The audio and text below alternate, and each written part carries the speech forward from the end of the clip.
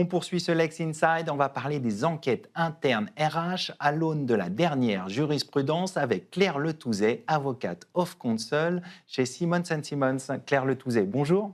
Bonjour Arnaud. Alors les enquêtes internes RH sont désormais plus encadrées. Un arrêt du 18 juin dernier de la Cour de cassation a redéfini leur usage entre respect des droits des salariés et fiabilité des preuves. Quels sont les enseignements de cet arrêt ? Alors cet arrêt est en effet majeur pour deux raisons.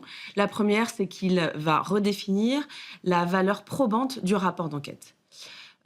Pourquoi ? Parce que la Cour de cassation a reconnu que c'était au juge du fond, donc au juge d'appel, de déterminer si le rapport d'enquête est un rapport suffisamment bien construit, qui a suivi les principes de ce fait, pour ensuite être utilisé comme élément de preuve. Donc, de quoi s'agit-il en l'espèce ? On est dans un cas de harcèlement moral et sexuel, agissement sexiste d'un directeur associé d'une entreprise. Une alerte le concernant est soulevée. Une enquête interne est menée par le DRH et le CHSCT qui conduit à des faits constatés. Il est licencié. Il conteste son licenciement pour faute devant la Cour prud'homme, ensuite appel et cassation. Et le rapport d'enquête est considéré comme un élément de preuve parmi d'autres par les juges. D'accord. Et cet élément de preuve n'a pas été jugé suffisamment bien construit, bien fait, pour Pourquoi ? être retenu. Alors pourquoi ?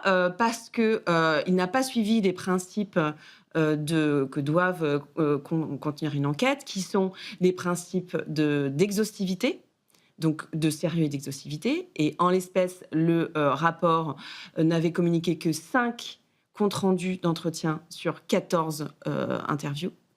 Le contenu avait été caviardé et l'ensemble n'avait pas paru sérieux au juge. Donc c'est vraiment au juge de déterminer si l'élément est probant ou pas. Et si le rapport a été mal fait, eh bien, il est rejeté. Et le licenciement est invalidé. Alors ça signifie qu'une mauvaise application des principes que vous venez de rappeler peut exposer l'employeur à des risques juridiques qui sont importants.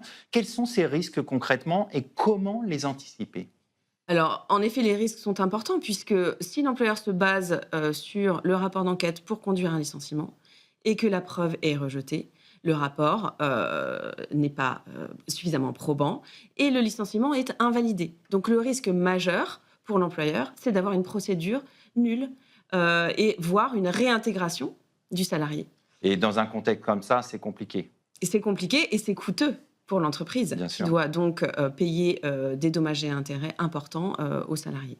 Donc c'est majeur pour l'entreprise d'avoir une enquête qui tienne la route, qui respecte les principes qui sont dégagés maintenant par la jurisprudence et la pratique, qui sont des principes d'exhaustivité, de transparence, de sérieux et de rappeler un certain nombre de principes aux personnes entendues pour avoir un rapport complet et exhaustif qui a été mené par une personne indépendante. Ça, c'est un point important également. Alors, on va aller un peu plus loin sur ces bonnes pratiques, justement, pour éviter ces écueils. Concrètement, qu'est-ce qu'il faut retenir de cette jurisprudence et quelles sont les bonnes pratiques pour mener à bien une enquête interne ? Alors, les bonnes pratiques, tout d'abord, c'est de trouver le bon enquêteur. Il faut un enquêteur qui soit indépendant. Ce qui n'était pas le cas du dossier qui a conduit à cet arrêt. Un enquêteur indépendant, c'est qui ? Alors, un enquêteur indépendant, ça peut être un avocat enquêteur qui est autorisé par le barreau pour faire des enquêtes, et on en fait beaucoup. Ça peut être un tiers, mais il est conseillé de ne pas faire mener l'enquête par l'entreprise quand il y a un conflit d'intérêts. Par exemple, si dans une équipe RH, se trouve un problème de harcèlement, eh bien, ce n'est pas le DRH qui peut conduire lui-même l'enquête dans son équipe. Donc, il faut demander à un tiers de faire cette enquête. Autre bonne pratique ? Autre bonne pratique, quand on reçoit les salariés pour les entendre dans le cadre de l'enquête, il faut leur rappeler leurs droits. Et leurs droits, c'est le droit de participer ou non à l'enquête. C'est éventuellement le droit de se taire. Et si l'enquête est conduite par un avocat, c'est de pouvoir être aussi assisté par un conseil. Et le droit aussi de relire son compte-rendu d'enquête et de le signer.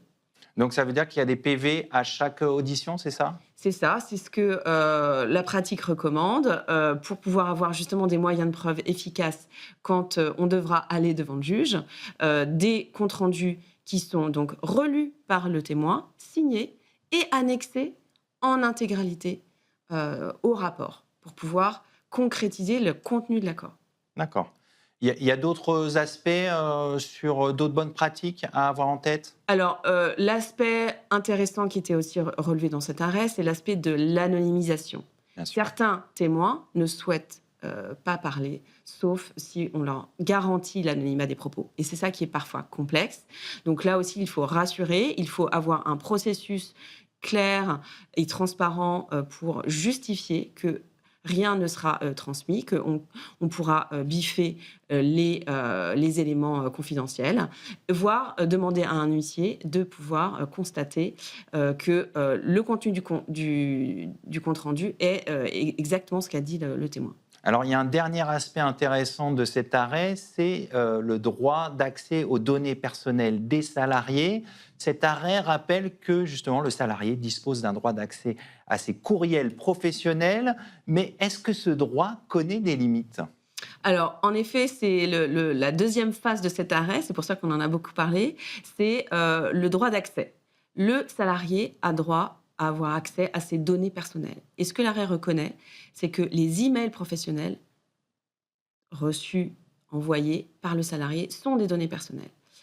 Maintenant, dans cette affaire, le salarié avait demandé l'intégralité de sa boîte email. Donc, le salarié avait une grande ancienneté, donc il y avait des centaines de milliers d'emails.